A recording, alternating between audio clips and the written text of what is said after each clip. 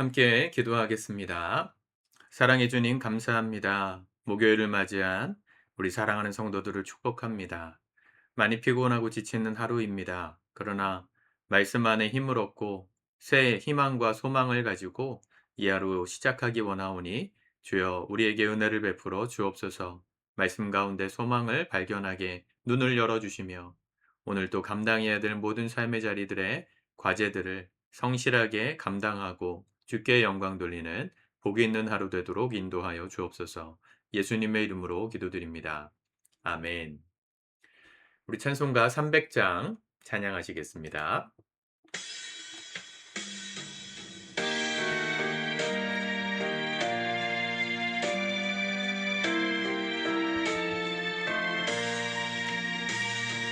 내 맘이 낙심되며 근심에 눌릴 때 주께서 내게 오사 위로해 주시네. 가는 길 캄캄하고 괴로움 많으나 주께서 함께하며 내 짐을 지시네. 은혜가 내게 족하네. 은혜가 족하네. 이 괴로운 세상 지날 때 은혜가 족하네. 비만이 사라지고 친구 날 버릴 때 주 내게 속삭이며 새 희망 주시네. 싸움이 맹렬하여 두려워 떨 때에 승리의 왕이 되신 주 음성 들리네. 은혜가 내게 족하네. 은혜가 족하네. 이 괴로운 세상 지날 때 은혜가 족하네.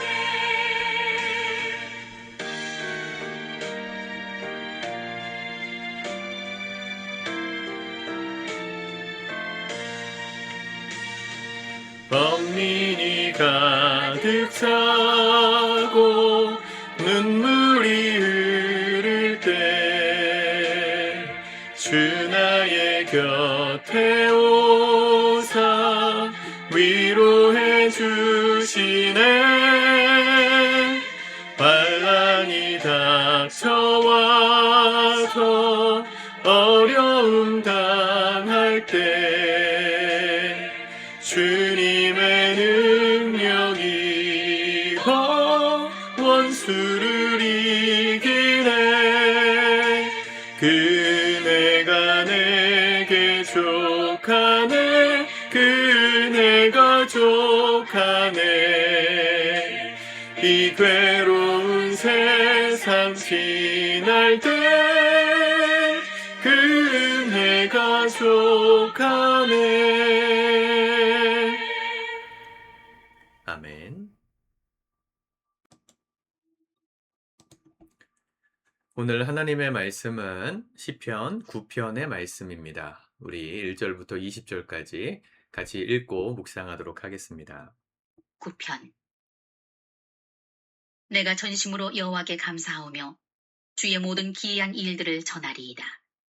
내가 주를 기뻐하고 즐거워하며 지존하신 주의 이름을 찬송하리니 내 원수들이 물러갈 때에 주 앞에서 넘어져 망함이니이다. 주께서 나의 의와 송사를 변호하셨으며 보좌에 앉으사 의롭게 심판하셨나이다. 이방 나라들을 책망하시고 악인을 멸하시며 그들의 이름을 영원히 지우셨나이다. 원수가 끊어져 영원히 멸망하였사오니 주께서 무너뜨린 성읍들을 기억할 수 없나이다. 여호와께서 영원히 앉으시며 심판을 위하여 보좌를 준비하셨도다. 공의로 세계를 심판하시며 정직으로 만민에게 판결을 내리시리로다. 여호와는 압제를 당하는 자의 요새이시요 환난 때의 요새이시로다. 여호와여, 주의 이름을 아는 자는 주를 의지하오리니 이는 주를 찾는 자들을 버리지 아니하심이니이다. 너희는 시온에 계신 여호와를 찬송하며 그의 행사를 백성 중에 선포할지어다. 피 흘림을 신문하시는 이가 그들을 기억하시며 가난한 자의 부르짖음을 잊지 아니하시도다. 여호와여, 내게 은혜를 베푸소서. 나를 사망의 문에서 일으키시는 주여, 나를 미워하는 자에게서 받는 나의 고통을 보소서. 그리하시면 내가 주의 찬송을 다 전할 것이요 딸 시온의 문에서 주의 구원을 기뻐하리이다. 이방 나라들은 자기가 판 웅덩이에 빠지며 자기가 숨긴 그물에 자기 발이 걸렸도다. 여호와께서 자기를 알게 하사 심판을 행하셨으며 악인은 자기가 손으로 행한 일에 스스로 얽혔도다. 기가연 셀라. 악인들이 수월로 돌아가며 하나님을 잊어버린 모든 이방 나라들이 그리하리로다. 궁핍한 자가 항상 잊어버림을 당하지 아니하며 가난한 자들이 영원히 실망하지 아니하리로다. 여호와여, 일어나사 인생으로 승리를 얻지 못하게 하시며 이방 나라들이 주 앞에서 심판을 받게 하소서. 여호와여, 그들을 두렵게 하시며 이방 나라들이 자기는 인생일 뿐인 줄 알게 하소서. 셀라. 아멘. 다윗의 시편입니다. 다윗은 하나님을 찬양한다고 고백합니다. 1절. 내가 전심으로 여호와께 감사하오며 주의 모든 기이한 일들을 전하리이다. 내가 주를 기뻐하고 즐거워하며 지존하신 주의 이름을 찬송하리니. 다윗의 시에는 항상 하나님에 대한 높임, 찬양이 있습니다. 우리의 삶에도 이런 찬양이 날마다 넘쳐나시길 바랍니다. 그런데 그 찬양의 이유는 뭐냐면 다윗이 하나님을 찬양한다고 했던 이유는 하나님의 정의, 하나님의 공평, 그게 악인들의 모든 괴괴를 물리치셨다. 이게 찬양의 이유였습니다. 3절. 내 원수들이 물러갈 때에 주 앞에서 넘어져 망함이니이다. 8절. 공의로 세계를 심판하시며 정직으로 만민에게 판결을 내리시리로다. 하나님께서 세상을 공의로 다스림을 믿으십니까? 지금도 하나님은 주무시고 계시지 않습니다. 하나님은 하나님의 일을 하고 계십니다. 하나님이 무슨 일을 하실까요? 악을 멸하시고 공의, 의를 세우시고 계십니다. 그 하나님에 대한 신뢰가 있을 때 상황적으로는 어렵고 눈에 보이는 상황은 불안해도 찬양할 수 있는 겁니다. 마귀가 우리에게 원하는 건 분열이고 정죄이고 판단입니다.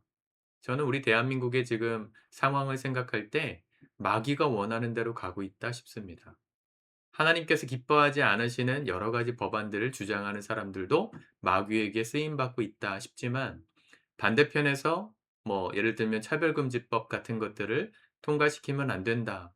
그렇게 말하는 사람들조차 하나님의 통치, 그분의 공의를 외치면서도 차별하고 누군가를 혐오하고 미워하는, 특별히 '이 나라가 어떻게 될까.' 두려워하는 마음이 도를 지나쳤다 생각이 드는 마음이 들어요. 나라를 위해서 정말로 생각하고 애국하고 싶으신 분들은 잘 들으세요.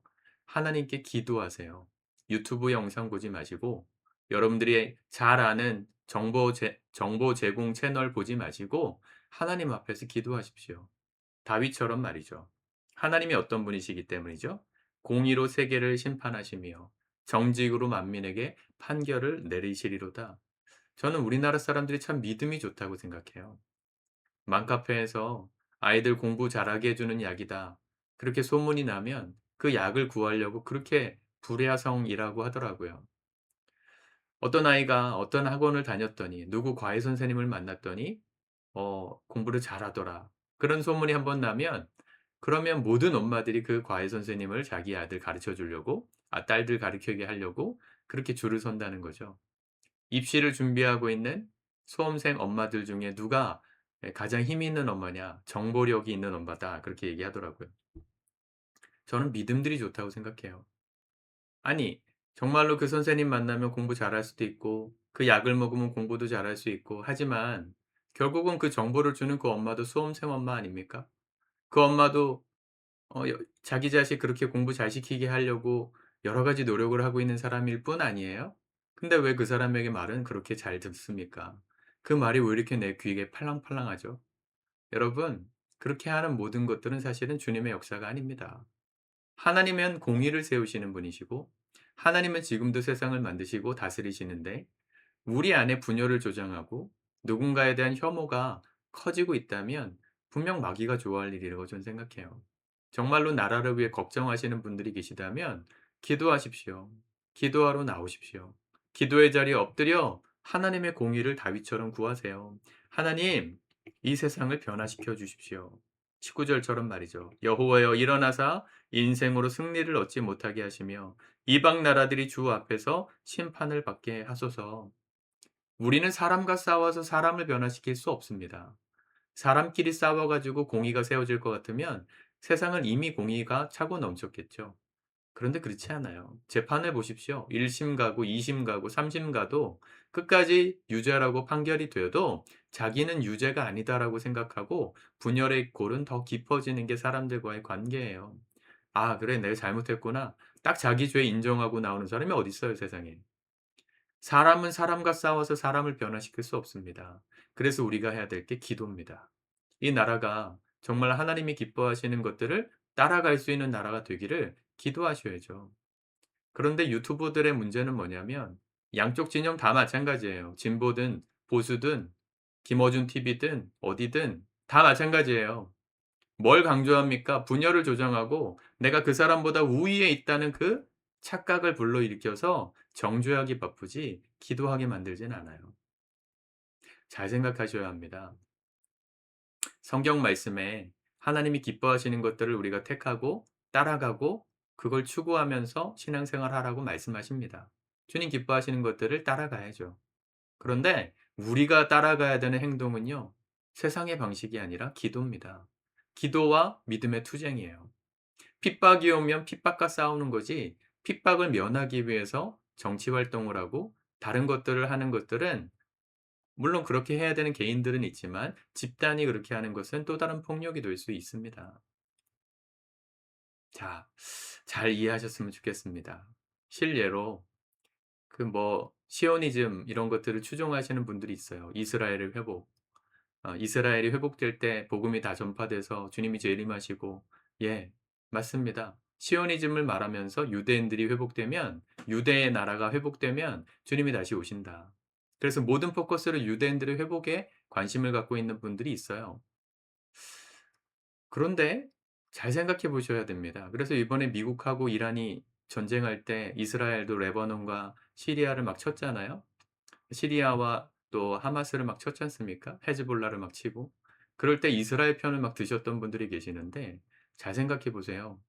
유대인들의 회복이라는 게 뭡니까? 이스라엘을 잘 되는 게 유대인들의 회복입니까? 아닙니다. 유대인들이 회복된다는 건 예수를 잡아 죽였던 그 유대 사상이 무너지고 유대인들이 예수님 앞으로 나와서 예수님 믿게 되는 게 유대인들의 회복이에요. 자, 이런 관점에서 우리가 유대인의 회복을 봐야 되는데 유대인의 회복만 얘기하니까 유대인들에게 좋은 것들은 다 그냥 뭐 한국 교회가 뭐 목숨 걸고 도와주려고 하는 게 있어요. 실례로 얼마 전에 그 인도의 어느 어디죠?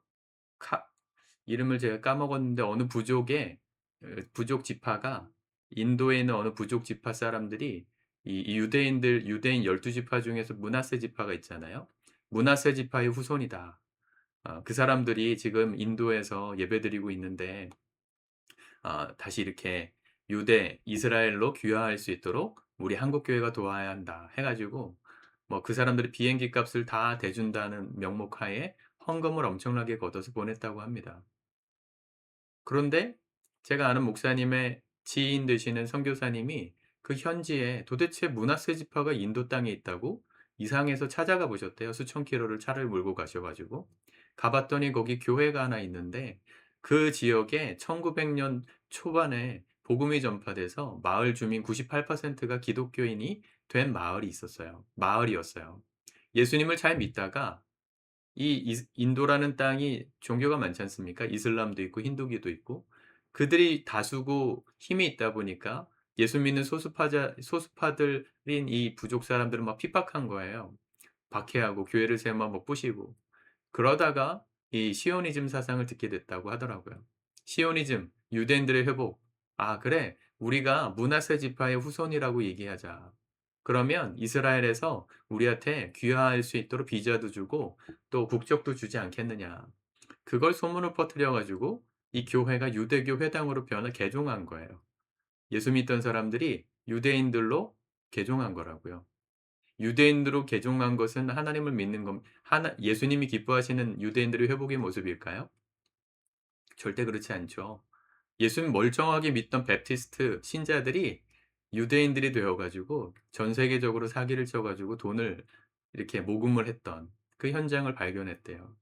그 선교사님이 그 현장에 갔을 때 그 교회 집회를 하고 있었는데, 기도회를 하고 있었는데 현지 사람들한테 물었답니다. "뭘 위해서 기도하세요?" 그랬더니 그렇게 전 세계적인 사기를 퍼뜨리고 모금을 하고 있는 사람들이 회개할 수 있도록, 그들이 유대인으로 개종하지 않도록 하나님 도와달라고 이 믿음의 양심이 남아있던 사람들이 모여서 기도하는 모임이었어요. 한국 교회는 그것도 모르고 그냥 유대인들의 회복이 중요하니까 헌금을 막 엄청나게 보냈다는 거죠. 분별하지 않으면 속아 넘어가기 딱 좋은 세상 아닙니까?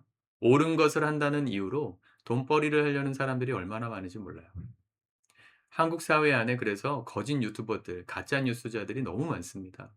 진보에도 있고 보수에도 있어요. 둘 다 목적은 돈입니다. 인기이고요. 또 그 인기를 통한 권력이에요. 여러분 깨어 기도하시길 바랍니다. 우리가 해야 될 건 뭐가 선이냐 악이냐, 그래서 선이다고 생각하는 걸 추종하는 게 아니고요.